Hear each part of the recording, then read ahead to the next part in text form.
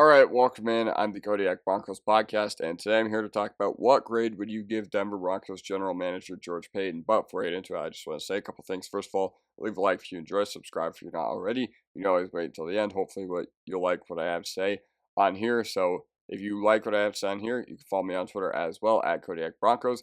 And let's dive right into it because we have no time to waste. So this is something that I've seen heavily discussed over the past few months, and I think because of the year we had this past year, a lot of people have really changed their tune about George Paton. So I'm just going to give you some background about him and just kind of remind everybody about what's gone on in his Broncos tenure so far. So his record as a GM is 30-38. After being hired in January in 2021, I will say that a lot of that is distorted due to the fact that we went 5-12 in 2022, but a lot of those were the result of his poor decisions. So yeah, but what I will say is that he hit some mega home runs during his first year, especially in the NFL draft. Okay, Patrick Surtain over Justin Fields, absolutely cooked with that one. Quinn Miners, Jonathan Cooper, you did very, very well with this draft. George Paton, 2022 offseason, all-time historically bad disaster, and it's borderline unforgivable. It's almost blatantly unforgivable as well, but the 2023 season, it took like 80 years off my life.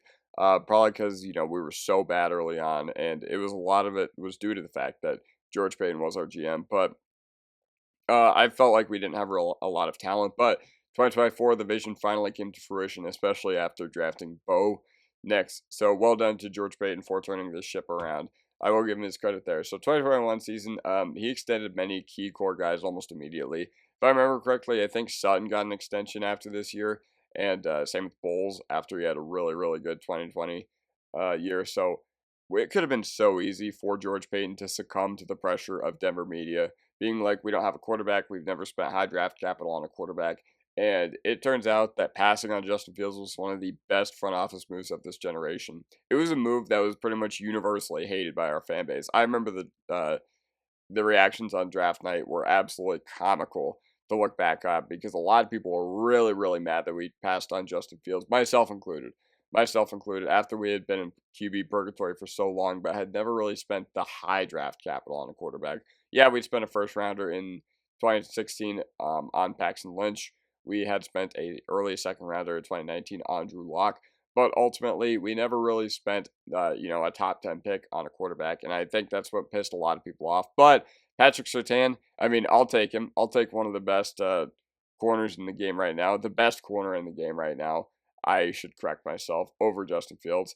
I really wish they would have looked elsewhere at veteran quarterback besides Bridgewater. I don't disagree with the process of bringing in a veteran quarterback, but Teddy Bridgewater football was just very unenjoyable to watch. I don't care that they went 7-5 when he played the whole game because I remember him only winning us one game that whole year, and it was Week 1 against the Giants. But for the most part, we didn't really make significant moves, but knew it was kind of like a retread year. We knew that, unless the Broncos made the playoffs, that Fangio was kind of on his way out.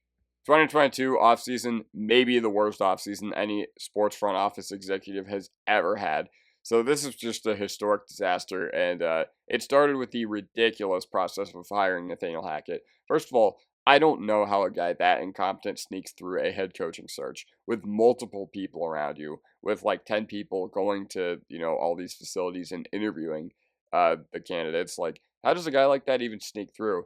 And the other candidate we reportedly zoned in on was Kevin O'Connell. Now, I'm not here to say that we'd be better or worse with Kevin O'Connell running our team right now, because, I mean, I'd honestly rather have Sean Payton, but Nathaniel Hackett or Kevin O'Connell, I mean, come on.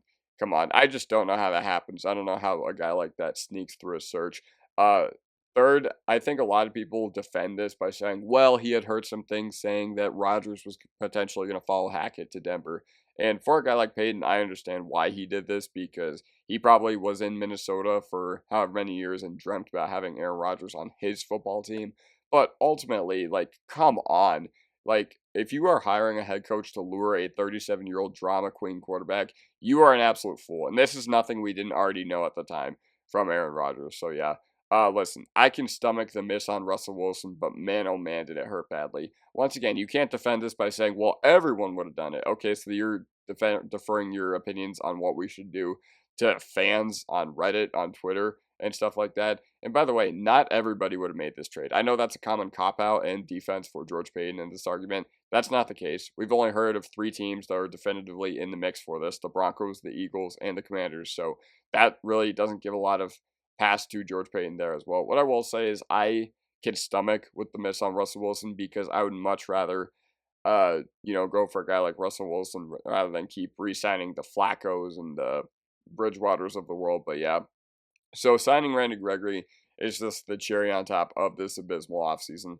Once again, probably one of the worst free agency signings in Broncos history. So yeah, George Paton, you had a lot of work to do after this year. So George Paton got a lot of his responsibilities stripped by ownership after this, and I thought that was pretty telling. I thought that was pretty telling that he wasn't allowed to be a part of the ownership search, because that just basically showed that, yes, you're going to keep him, but you were going to limit his role. You were going to keep him to his responsibilities of, helping out with free agency and the draft.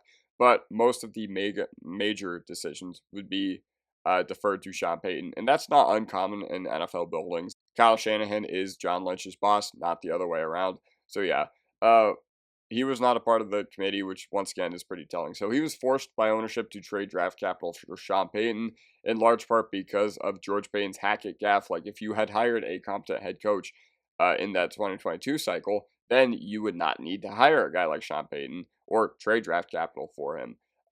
He did a really nice job with the limited draft capital, but George Payton got major responsibilities taken away because of this. So yeah, once again, like I said, they did a really good job with their limited draft capital, but oh well. Once again, just not really about it. We finally had a really nice free agency haul this year with Ben Powers, Mike McGlinchey, and Zach Allen. So that was pretty nice to see that we finally did some really good stuff there as well in free agency, after not really uh, doing much in 21 and absolutely striking out in 2022. So the 2024 season, drafting a franchise quarterback, it just cures so much. It makes everything so much better as well. We also found some really nice budget free agents like Brandon Jones, like Cody Barton, who really showed a lot that I wasn't expecting coming into this year. And this was the first year the vision finally came to fruition with our 2022 and 2023 draft classes, like Nick Granito, like Riley Moss. We had so much unforeseen player development this past year, whether it was, veterans who we thought had a skill cap like Zach Allen, whether it was a young guy who really burst onto the scene like Benito. So with Sean Payton, George Payton finally, cooking or whatever, they finally were able to have real player development. And a lot of the visions of the past 2-3 years finally came to fruition, even if Russell Wilson wasn't the quarterback. And we also got some nice immediate impact from rookies, top to bottom. Like Ellis was really good. Bailey was really good for us. Jury's still out on Franklin, but I think he can be that guy. Chris Abrams-Drain played awesome in place of Riley Moss as well. But I'm finally okay and at peace with what he's done as a GM after that not being the case. So if you had asked me a year ago, like, what should we do with George Payton, I would have said fire him. I would have said that he is one of the worst GMs in NFL history, and I would have thought that there was no way to cure that debate. My biggest problem a year ago, when all the untalented talk was going on with our roster, was that people were just like, well, he's not a bad GM. He drafted guys like DTY and Caden Stearns. Those guys are steals. I'm like, bro, those guys play less than 100 snaps a season. People were just like, oh, but Quinn Miners and Baron Browning. I'm like, once again, just didn't really understand the rationale for that being why he's a good GM. But now I get it. Now I get a lot of the other arguments for why he is a solid GM. So given all this, where do I rank him? So my overall opinion, I just think that 2 historically bad misses is really hard to get over, even with our recently solid track record of drafting and free agents. And it's just an added wrinkle that he does not have a lot of power on the key decisions anymore. We will be paying for roster quality effects of the Hackett and Russ misses for a long time. We are missing out on the 5th overall pick in 2023, the 9th overall pick in 2022, and 3 second-round picks because of these moves, because he hired Nathaniel Hackett, then had to trade capital for Sean Payton, and because he traded for Russell Wilson. So we were on an uneven ground when it came to building our team this upcoming year. And the fact that we're in the spot that we are now, it's a huge testament to George Payton for getting us out of this, but also Sean Payton as well. I think he is a good yin and yang to Sean Payton. And listen, I'm happy to have him as my GM. I'm happy that with Sean Payton, they're building something really good, and I don't want anything to change. I think you just got to keep this going and see if you can enter the upper echelon of AFC teams now. But my overall grade for him is a C+, because if you look at this 50 years from now, nobody's going to remember, the drafting of guys who contributed really well, like Devon Vele.